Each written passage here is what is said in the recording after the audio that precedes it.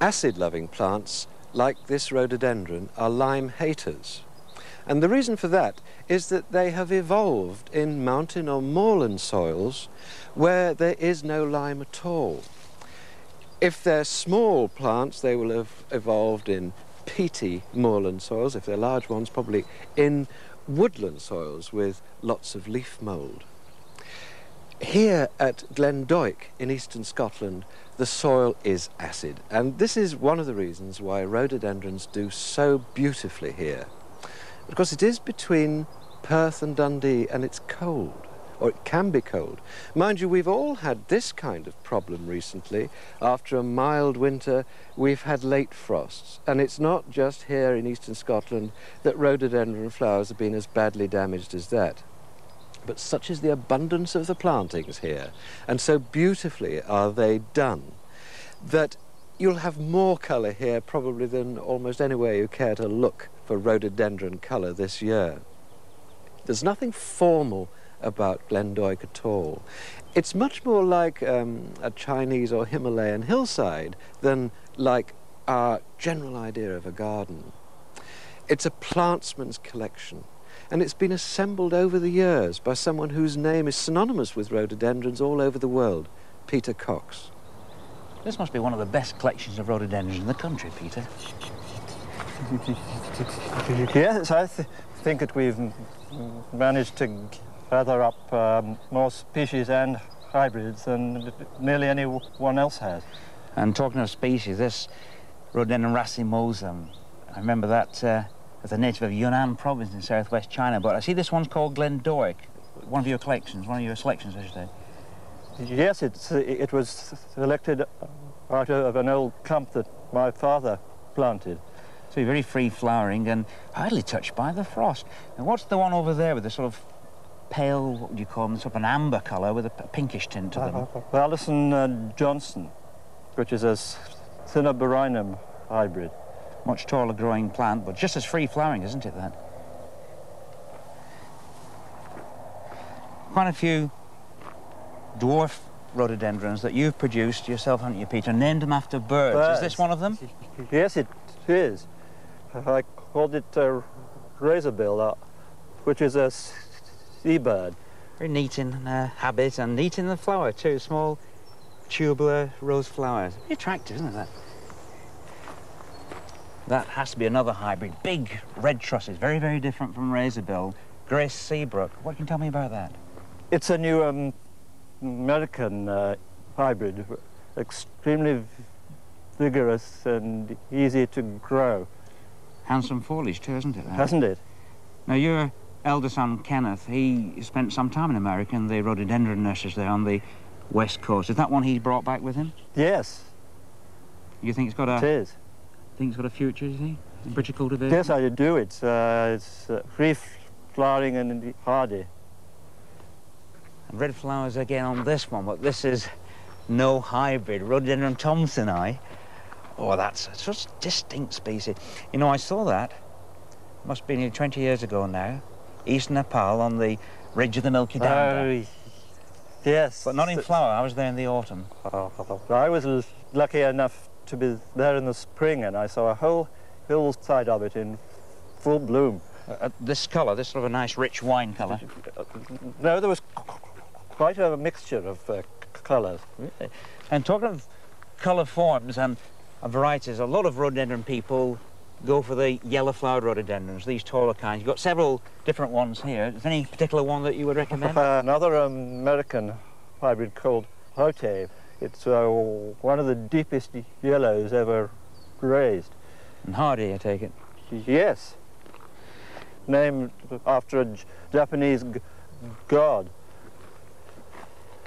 You don't think of a guru to a rhododendron specialist, Peter, and you have a wonderful collection of rhododendrons, you've bred your own hybrids, you've written books which are classics of their kind, and you've been abroad collecting rhododendrons in the wild, rhododendron scene. You're off to China next week for the third time. Yes. Do you have any ambitions left?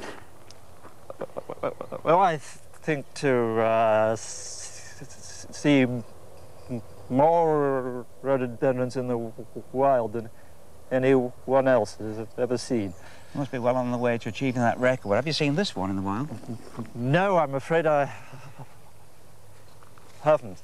It comes from an island and it would need a special trip. This is Rhododendron pachyxanthum. You've got 72. Is that the date it was introduced? Yes. 1972. Fairly recent then. Yes. And apart from its compact habit, what other characteristics do you like about it? Those are the old leaves, and then the younger ones are paler. Lovely contrast, isn't it? Isn't it? And attractive in flower too. Yes. This is one of the large leaf rhododendrons, many of which have spectacular colour under their leaves. It's Rhododendron fictilactium. Just look at that colour. It's a sort of cinnamon orange that's almost edible. Wherever you get outstanding colour, whether it's leaf or flowers or whatever in the garden, you can always incorporate it in your garden design.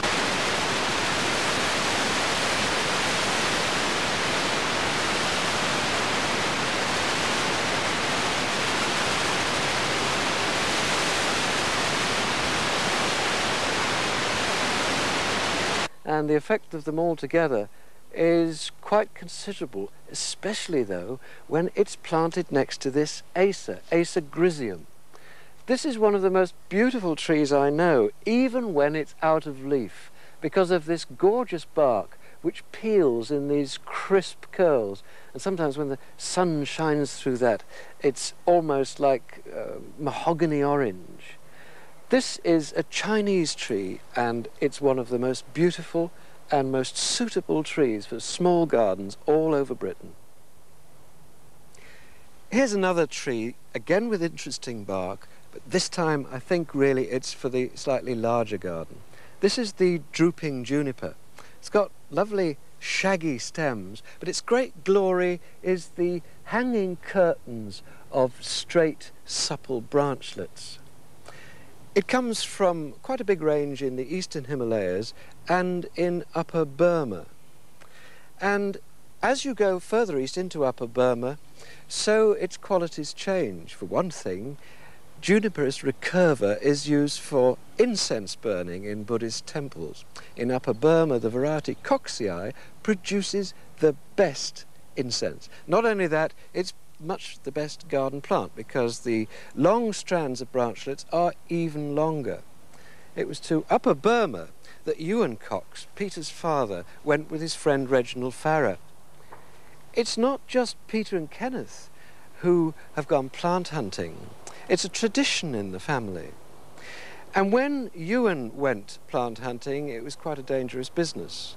The climate in Upper Burma, you might think, would be hot and sticky, but not a bit of it. It could be extremely wet and cold for long periods. In fact, it eventually killed Farrer.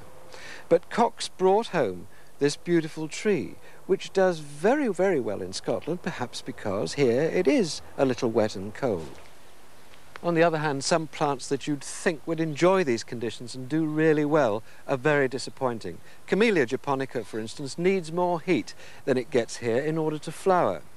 It has a go, there's just enough heat to start the buds, but they don't really develop properly. And what you end up with is just a few rather squinny, uncharacteristic flowers.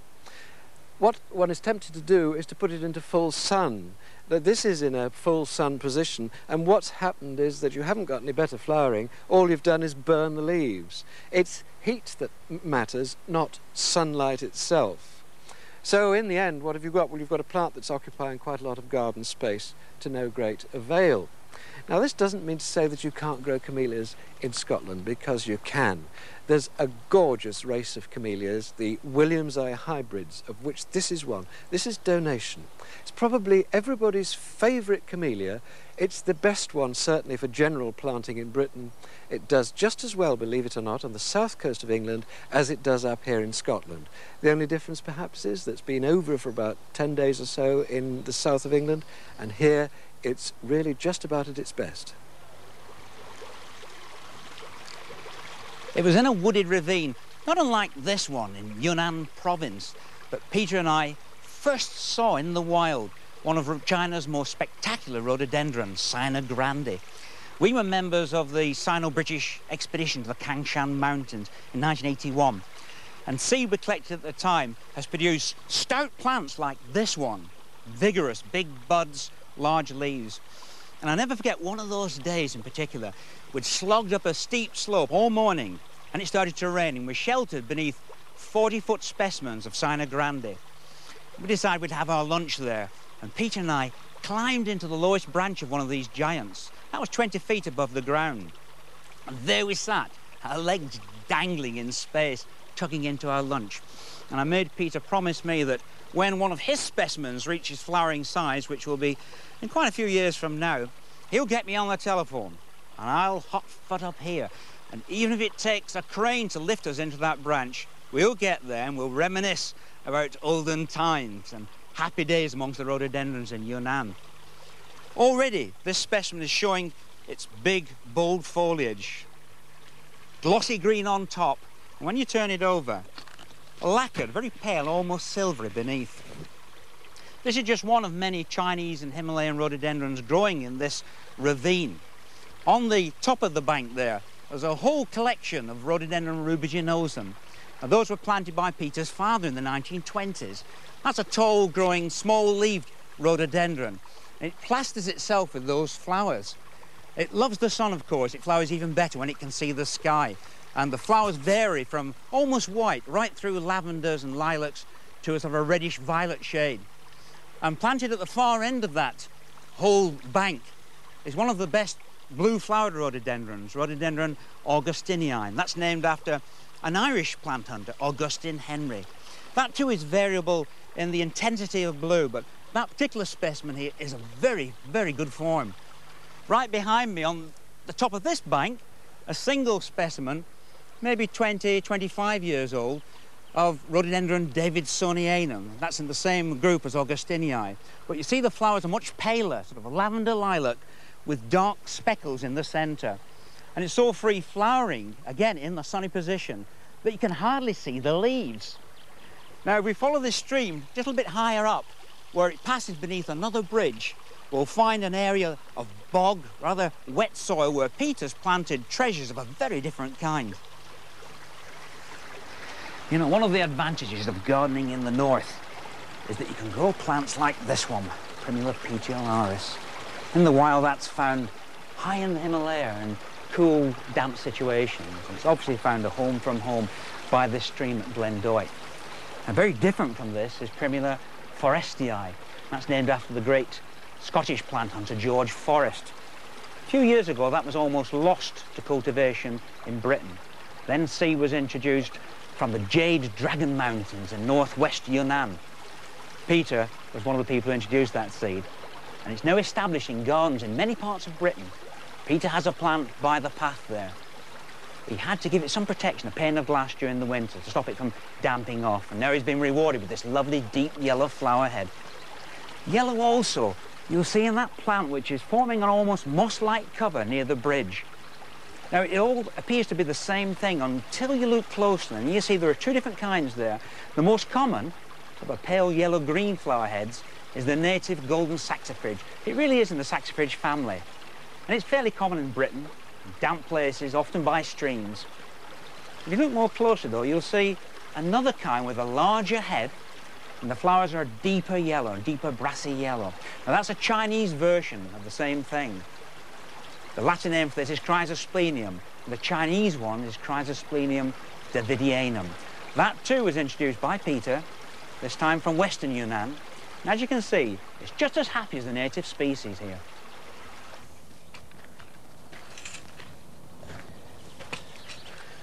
Kenneth, it seems to me that your life's dominated by one genus of plants. How do you feel about that? Well, it runs in the family around here, as I'm sure you've already noticed, and I'm just as addicted as my father and grandfather were to rhododendrons, I think. And what are you doing here? What I'm doing here is I'm preparing a bed up to plant dwarf rhododendrons and evergreen azaleas. Well, this looks pretty nice sort of soil. I mean, there's some good stuff in there. What have you actually used? Well, what we've done is taken our normal soil, which is rather light, and added plenty of organic matter to it. What sort of organic matter? Well, in the barrow over here, I can show you what we've put in. We use 4 different kinds of organic matter here. The first one is composted bark, which is commonly available in garden centres. The second one is peat, again, very commonly seen. These two are probably less commonly available in garden centres. One is acid leaf mould, which we just collect up from the leaf fall and leave it to compost for a year. You can do that in your own garden, a compost heap. And likewise with needles, conifer needles. These are actually spruce needles. And if you have any friends who have a spruce wood or something similar, you can just collect it up and bag it up. Yeah, I'm not going to have any friends with spruce wood in the middle of a city, so it's going to be these two, isn't it? Yes, really? These are the two most commonly available in any garden centre. A mixture of those is ideal planting medium. What is the real reason why organic material is so essential when you're planting rhododendrons? Well, what we're aiming to do here is to try and allow the soil to be simultaneously holding moisture and draining away at the same time. Rhododendrons hate sitting in stagnant water, so heavy clay soil will kill your rhododendrons. What about sandy soil? It'll be too draining. Sandy soil will be too well drained, yes. These are some of the most lovely plants I've ever seen. That is absolutely gorgeous. Which one's that? Well, this is Rhododendron curlew, which is one of my father's bird hybrids. He's bred a whole series of hybrids, and after rhododendrons, I suppose birds are his next interest, so he named them after birds and animals, for that matter. Is that another bird? This is another bird. This is egret, one of the little white ones. This is very popular in alpine gardens. Alpine enthusiasts really like this. And don't tell me, but that's another bird. That's another bird. This one's called widgeon. I think a widgeon is a kind of duck. My father won't be pleased with me not knowing the origin of the bird. Now, you're placing those quite close together. Why is that? Well, 18 inches to 2 feet is about right for this sort of dwarf rhododendron. Our ultimate idea is for them to form a mat without any soil in between, which obviously has advantages, mainly that you don't have to weed them very often. It's low maintenance. Low maintenance. And this is an evergreen azalea. Does the same go for that? Yes, an evergreen azalea is about the same vigour and likes more or less the same conditions as the dwarf rhododendrons, although some people find the hot colours of the evergreen azaleas clash with the dwarf rhododendrons, but that's really a matter of taste. Yeah. Now, when it comes to planting them, what are the things to avoid? Well, the most common mistake that people make when they're planting these dwarf rhododendrons is to plant them too deep. They really are shallow-rooted plants. So we dig a hole which is well forked over underneath where the root ball would be, but we don't want the root ball to be too deep itself. Tip it out of its pot. Now we can see from here that is the surface of the root ball as it was in a pot. So we really want to match that up perfectly with the surface of the soil. It's really to do with drainage and the fact that rhododendrons just don't grow very deep. Their root balls always sit near the surface. That's where they get their food and their moisture from. It's almost all other plants need to be planted more deeply than rhododendrons. Rhododendrons have amongst the most shallow roots of any plant. So what I'm aiming to do here is to keep this top of the root ball level with the soil surface. Now, you seem happy with that. You haven't really applied any pressure around the root ball. Well, another mistake that people do commonly make is to stamp on top of the root ball, and all that does is compacts the soil beneath the root ball and makes the drainage very poor. So what we normally do is to firm up the soil around the edge of the root ball so that the soil is in very good contact with the roots, and that should be perfectly sufficient. And what about watering in? Well, as with any plant, very thorough soaking is very important. So we would certainly do that. This again allows the soil to really surround the root ball properly. In dry weather like this, it's most important to give it a very thorough soaking. Very different situation to the woodland here, Peter. These peat beds close to the house, exposed to the sky and the full sun, reminds me of that day years ago when we were up in the Alps of Yunnan and saw these plastering those hillsides. You remember that day? Yes, we saw whole hillsides of them in full flower, and mixed in with them were other species.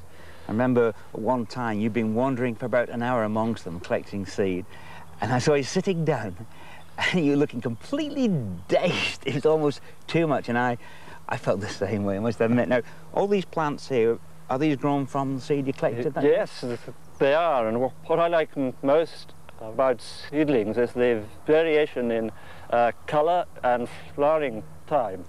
I see this one is fairly typical, I suppose, full flower, rather pale. Yes, and some are actually over, and others are only just coming out. This is an interesting plant, Peter. It's a hybrid, bigeneric hybrid, Philiopsis hilary Pinocchio. Related to rhododendrons, isn't it? What's your opinion of it? It's an extremely reliable plant for a peat garden, and is hardy, and it has an extremely long flowering season. In other words, good value for money. It certainly is. Gosh, that's a beauty, Peter. Rhododendron Harry Tag. Yes, this is one of the hardiest of its group, but it still needs protection in colder areas. Will that make a large bush? No, it has a spreading habit. Certainly looks lovely here between these two buildings. And look at the flowers, very large flowers. Do they have a scent? Very little. And a rhododendron of a very different kind. By golly, I'd call that distinguished in every way. But is this difficult to grow? No, it's extremely hardy.